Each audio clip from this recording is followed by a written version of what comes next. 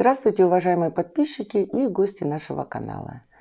Одна хорошая знакомая обратилась к нам с просьбой помочь ей омолодить антуриумы. Кусты взрослые, разросшиеся, опыта в омоложении у нее нет, она никогда этим не занималась и поэтому не уверена, что сможет сама справиться. Мы с радостью согласились ей помочь и как раз для своего канала снять несколько видеороликов. Почему несколько? Потому что 4 куста будет. Сорт Ванила, Юта, Мистик и Амалия Элеганс. Работы, я так понимаю, что будет много с каждым из этих кустов, поэтому в один видеоролик уместить все эти 4 куста, будет просто нереально. Поэтому мы посмотрим, как у нас все это будет получаться, и сделаем уже или 2, либо 4 серии. Первый наш антуриум – это сорт Ванила. Мы считаем, что это самый простой вариант в плане пересадки и омоложения, поэтому мы решили начать именно с него. Давайте для начала обратим внимание на листовые пластины растения. Итак, обратите внимание, вот такие темные точки. Скорее всего, это говорит о том, что были нарушены правила полива, то есть растение сначала пересушивалось, потом переувлажнялось, обильно поливалось, отсюда и появились вот эти точки. Не надо их путать с признаками проявления грибкового заболевания, либо появления каких-либо вредителей. Это говорит только о том, что полив осуществлялся неравномерно и неправильно. Далее. Вот молодой листик. Посмотрите, вот эти темные пятна, это лишнее подтверждение того, что я сказала перед этим. То есть это говорит о том, что растение переувлажнено. При пересушивании растения и последующем обильном поливе появляется повышенное астматическое давление, и в результате чего и появляются эти пятна. Про астматическое давление у нас есть пост на сайте, вы можете прочитать, посмотреть и ознакомиться. Поэтому не будем сегодня сильно углубляться. Так, на растении также вот на листовых пластинах желтые кончики. Это говорит опять же о переувлажнении грунта, о поливе жесткой, холодной водой. Вообще всегда, прежде чем осматривать растение, начинайте осмотр с внутренней стороны. Обычно внутренняя сторона может сказать нам о многом. И о наличии грибковых заболеваний, и о наличии вредителей, и о тех проблемах, которые возникали с растением до этого. В целом растение, можно сказать, выглядит неплохо, если не считать вот таких еще пятен по краю листа. Это тоже ничего страшного, никакие это не грибковые заболевания, не вредители. Это говорит лишь о том, что растение испытывает нехватку питательных веществ. Если у хозяйки были такие проблемы с поливом, то я уж не думаю, что сильно много времени она уделяла подкормкам растения. Посмотрим, что у нас здесь есть. Здесь детки, вот 2 детки, 1 деточка и вот рядом 2 детка. И 3 антуриума с длинными стволами. На стволах есть воздушные корни, а это хорошо. Какие варианты у нас есть? Первый вариант. Мы можем обмотать ствол мхом и оставить растение на наращивание корней. Этот процесс длинный. К тому же при пересадке мы меняем среду. То есть мох у нас имеет 1 pH, грунт, в котором будет посажено растение, это другой pH. И соответственно растение получит стресс. Вот этот переход именно может неблагоприятно сказаться на растении. То есть появятся дефекты на листьях, пятна на листьях. Ну, это не есть хорошо. К тому же, если вы наращиваете сильно длинные корни, опять же, при пересадке их можно повредить. К тому же может нарушиться целостность оболочки корня. Эту микротрещинку эту вы даже можете не заметить. Но это может привести к тому, что корешок уже работать не будет. Поэтому, если вы все-таки прибегнули к методу наращивания корней с помощью сфагнума, то 2-3 сантиметров отросших корней будет вполне достаточно для того, чтобы растение пересадить в грунт. В нашем случае, смотрите, сколько много корешков. Если корешок примерно 1 сантиметр длиной, то мы считаем, что это уже дает основание нам садить его в грунт. В этом случае, смотрите, какие длинные корешки. Это вообще идеальный вариант для посадки. Обрезая такое растение и сажая его сразу в грунт, мы даем возможность растению привыкнуть к той среде, в которой оно будет в дальнейшем расти и хорошо развиваться. Растение, то есть, не стрессует, быстро приживается, адаптируется и идет в рост. Мы решили из этого растения выжать все, что можно. В общем, все пустить в дело. Мы посадим и стволы, и отделим деток, посадим их отдельно, и будем садить корешки. Для начала мы обрежем стволы. Берем так, чтобы захватить нижний воздушный корень. И вот видите, отсюда росточек маленький идет. Его бы тоже желательно оставить, но на этом стволике. Поэтому аккуратно. Вот здесь у нас детки. Вот внизу. Будем стараться, чтобы их не повредить. Да, конечно, здесь очень сложно все. Лучше, конечно, пользоваться секатором, но у меня его, к сожалению, нет. Поэтому вот прибегаю к помощи ножа. Вот мы его отрезали. Сейчас я освобожу, вот отделю от основного куста. Обратите внимание, вот этот маленький росточек у нас здесь остался. Здесь осталось множество воздушных корней. Убираем в сторонку, приступаем к обрезке следующего. Тоже внимательно смотрим. Здесь у нас опять же вот, сейчас я вам аккуратно поверну. Вот одна растишка. Вот, кстати, вторая, но мы, наверное, ее оставим на пеньке, уж сильно она низко расположена. Поэтому обрезаем примерно вот так, попробую обрезать.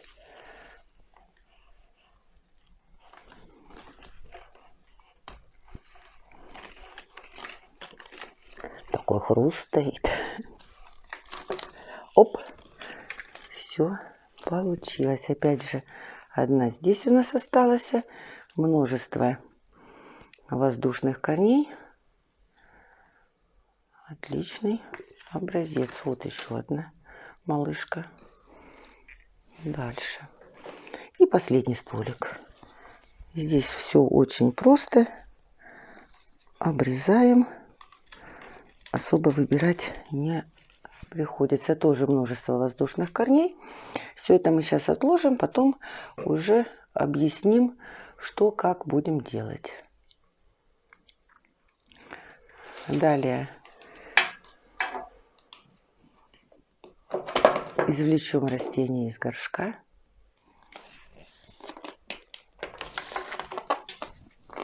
Отделим лишний грунт.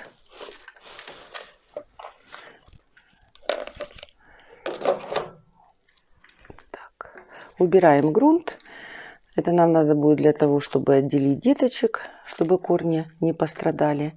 И затем уже покажем, что мы будем делать с пеньками. Я частично очистила корни от грунта, чтобы мне было проще отделить деток. Вот одна детка, вот вторая. Вот здесь у нас довольно-таки просто все получается. Вот она, маленькая детка. Вот ее корешки. Убираем. Вторая.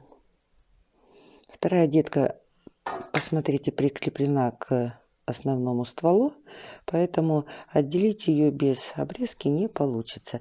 Постараемся так, чтобы захватить как можно больше корней.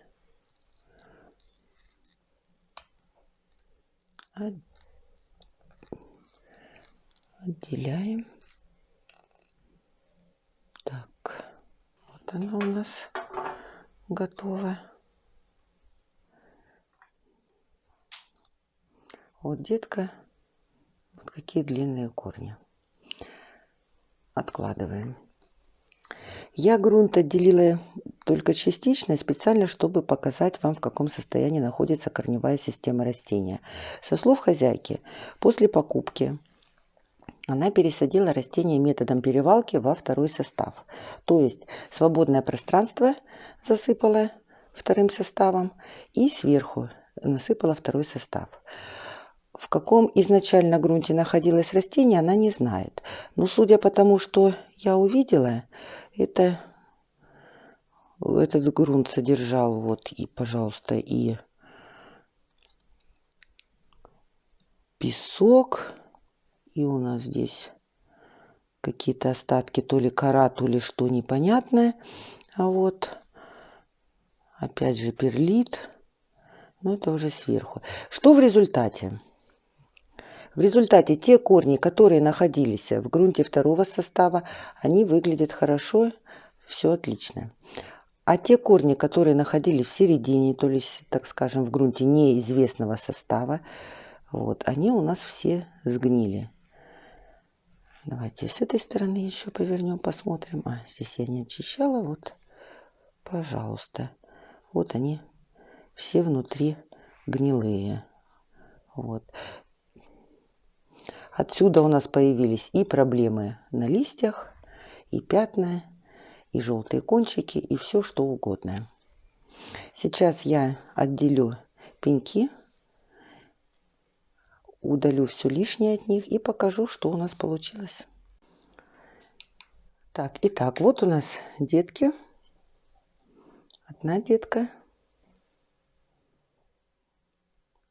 с хорошей корневой системой. И вторая, совсем маленькая детка. Ну, здесь все просто.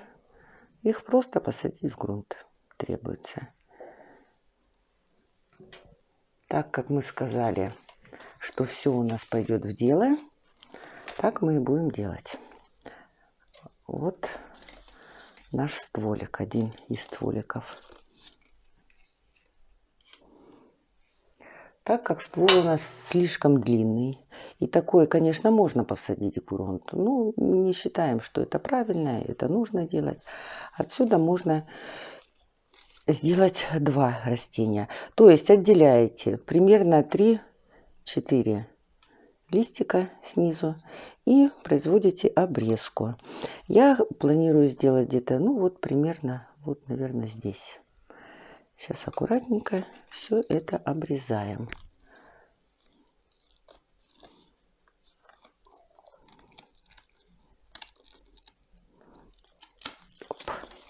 Итак, вот у нас получилось одно растение, вот получилось второе растение. Откладываем следующий стволик. Здесь то же самое. Смотрите, где лучше обрезать, как лучше подойти к этому стволику. Я так думаю, что я, наверное, обрежу вот где-то примерно вот здесь. Обрезаем.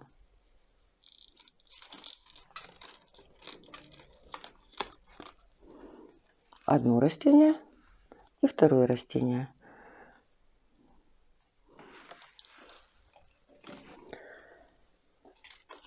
Третий стволик, самый богатый, скажем так. О, смотрите, какой воздушный корешок спрятался у нас. Богатый. И здесь отсюда у нас пойдет молодая поросль.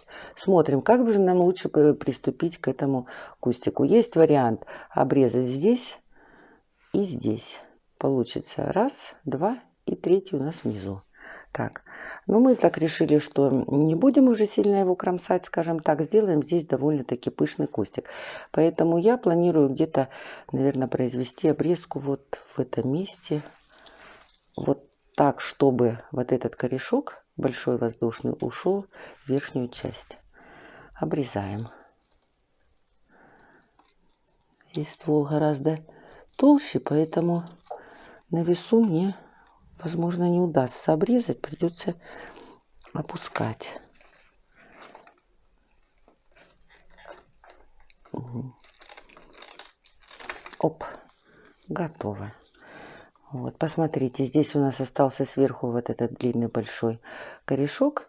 Здесь довольно-таки неплохие воздушные корешки. Ну, я так предполагаю, что все будет отлично с этим растением. И еще одна часть. Тоже корешков воздушных здесь вполне хватает. Вот новый растет. Здесь тоже растишка новый. Тоже довольно-таки пышный кустик должен получиться. Итак, со стволиками мы разобрались, остались у нас корешки. Вот у нас наши 3 корешка. Все, что нужно было, мы здесь обрезали. Получился вот такой небольшой стволик. Корешок. Пенек. Неправильно выразилась. Пенек. Вот такой небольшой. Он тоже будет посажен в грунт. И еще один. Вот. Как видите, тоже симпатичный. И самый большой, как мы считаем, самый перспективный пенек. То есть у него вот здесь идет одна деточка маленькая и вторая. Вот детка, мы ее специально аккуратно обрезали и оставили. Теперь мы все это посадим и покажем, что у нас из этого вышло. Вот все, что у нас получилось. Эти 2 детки маленькие, но хорошенькие.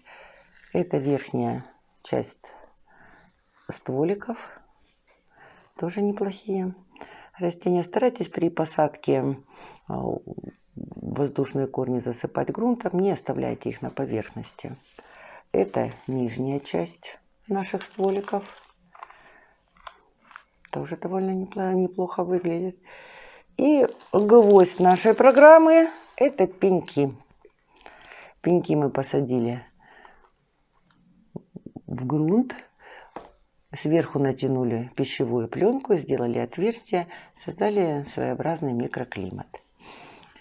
Первое, что сейчас нужно растениям после пересадки, это высокая влажность и хорошее освещение.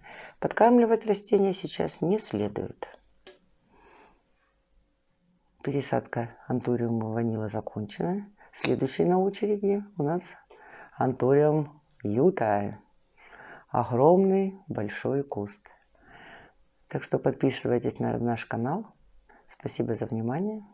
Всего вам доброго.